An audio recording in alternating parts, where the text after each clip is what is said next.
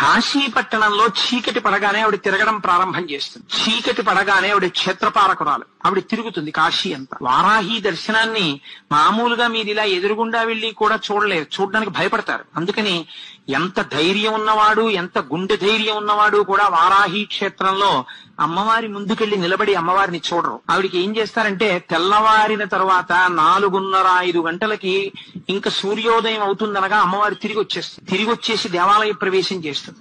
అర్చకులు కూడా ఒక్క 10 నిమిషాలు 20 నిమిషాలు లోపలుండి గబగబా అమ్మవారికి పూజ చేసేసి తలుపులు వేసేస్తారు. ఆవిడ పగటి పూట పడుకుని నిద్రపోతుంది. కాబట్టి మీరు సూర్యోదయం అయిపోయే లోపల వారాహి దర్శనం చేసేయాలి. వారాహి దేవాలయం పైకి వెడితే స్లాబ్ కి కన్నాలుంటాయి, ఒక 4-5 కన్నాలు. అక్కడ నిలబడి మీరు ఆ కన్నాల్లోంచి చూస్తే వారాహి రూపం కనపడుతుంది. అసలు ఆ కన్నంలోంచి అమ్మవారిని చూస్తేనే అమ్మ బాబోయ్ అని ఒళ్ళు పులకరించాలని నిలబడిపోతారు. అలా ఉంటుంది ఆవిడ తేజస్సు.